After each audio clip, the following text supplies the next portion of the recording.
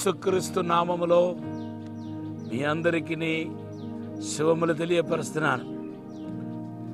దేవుని బిడ్డలారా, రాబోతున్న దినం దేవుని మహిమను చూడబోతున్న దినం. రాబోతున్న దినం మిరకల్, అసాధారణమైన అద్భుతమైన కార్యం మీ జీవితాల్లో జరగబోతున్న దినం. కాబట్టి మీరు ధైర్యంగా ఉండండి. త్వరలో దేవునికి అసాధారణమైన అద్భుతమైన కార్యాన్ని చూడబోతున్నారు. మీ కాలు జారుతుందని మీరు అనుకుంటున్నారా? దేవుని యొక్క కృప మిమ్మల్ని బలపరచబోతున్నాయి. ఈరోజు దేవుడిచ్చిన వాగ్దానం యెషయా గ్రంథం 60:20. దేవుని బిడ్డలారా, ఈ లెంట్ డేస్లో యేసుక్రీస్తు యొక్క మరణాన్ని గురించి ధ్యానం చేస్తున్నాం. మార్కు సువార్త 15:39-40 ఆయన ప్రాణం విడిచి చనిపోయాడనే మాట మనకు రాయబడి ఉంది. ఏమండి, ఒక్కసారి ఆలోచించండి. యేసు దేవుడు కాదా? మనిషిగా ఆయన దేవుని కుమారుడు కాదా? మరి దేవుని కుమారుడుగా ఉండి ఎందుకు శిలువ మరణం ద్వారానే అందరిని రక్షించాలి? ఎందుకు రక్తం చిందిస్తేనే వాళ్ళకి పాపం క్షమించబడతాయా? లేకపోతే పరలోకం తీసుకోవటానికి, మనందరి పరలోకం చేర్చడానికి ఇంత పెద్ద క్రయం ఎందుకు చెల్లించాల్సి వచ్చింది అని మీరు ఎప్పుడైనా ఆలోచించారా? ఆయన దేవుడు కాదా? ఆయన తాళపు చెవి కలిగి ఉన్నాడు. పరలోక భూలోక యొక్క తాళపు చెవి ఆయన దగ్గర ఉంది. ఆయన ఎవరిని పరలోకానికి అనుమతించవచ్చు, వాళ్ళు రావచ్చు. కానీ పరలోక వెళ్ళటానికి కోసం ఆయన శిలువ మరణం ఎందుకు పొందాడు? ఎందుకు మొత్తపడ్డాడు? ఎందుకు కొట్టబడ్డాడు? ఆయన పొందిన దెబ్బల ద్వారానే మనకు స్వస్థత కలగాల.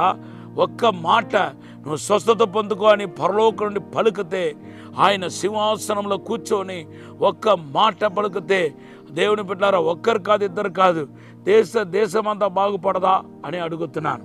సరి అయిన ప్రశ్నే కదండి? అవును, సరి అయిన ప్రశ్నే. అయితే దేవుడు నీతి గలవాడు.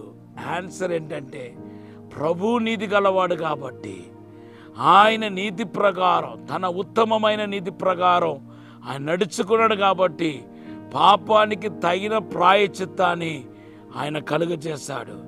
ఎవరి ద్వారానో కలుగచేయడానికి ఛాన్స్ లేదు. ఒక దేవదూత చనిపోవడానికి ఛాన్స్ లేదు. దేవుని బిడ్డలారా, దేవదూతలకు మరణం లేదు, ప్రారంభం ఉంది కానీ వాళ్ళకు ముగింపు లేదు. పోనీ మనుషులు ఎవరైనా ఎన్నుకుందాం అనుకుంటే ఆదాం తర్వాత ఆదాం ద్వారా పుట్టిన వాళ్ళందరూ పాపాత్ములే. అందుకొరకే దేవుడే మనిషిగా ఈ లోకానికి వచ్చాడు. దేవుడి బిడ్డలారా, ఆయన నీతి గల దేవుడు కాబట్టి, ఆ నీతి ప్రకారం జరగాలి కాబట్టి ఆయన మన శిక్షను వహించాడు. మన పాప నిమిత్తం ఆయన మొత్తపడ్డాడు. మన పాప నిమిత్తం ఆయన చనిపోవాల్సి వచ్చింది. కాబట్టి ఈరోజు ఆయన నీతిని బట్టి నా పాపకి క్షమించబడుతున్నాయి. ఆయన నీతిని బట్టి నేను నీతిమంతుడు అవుతున్నాను. అదే రోమాపత్రిక 5:9 రాయబడి ఉంది. యేసుక్రీస్తు రక్తం వలన మనం నీతిమంతులు అయ్యామని రాయబడి ఉంది. ఆయన నీతిని బట్టి మనం శుద్ధీకరించబడుతున్నాం.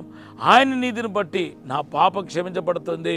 అంతేకాదు ఆయన నీతిని బట్టి నేను రేపు పరలోకం వెళ్ళబోతున్నాను. అవును, నా స్వప్రయత్నంతో కాదు, నా యొక్క మంచితనంతో కాదు, నా యొక్క గొప్పతనంతో కాదు కాబట్టి నేను యేసుక్రీస్తు నీతి ద్వారా పరలోకం వెళ్ళబోతున్నాను. యోహాను సువార్త 14:1-2 ఏమన్నాడండి? దేవుని యందు విశ్వాసం ఉంచండి అన్నాడు. రెండవ మాట ఏమన్నాడు?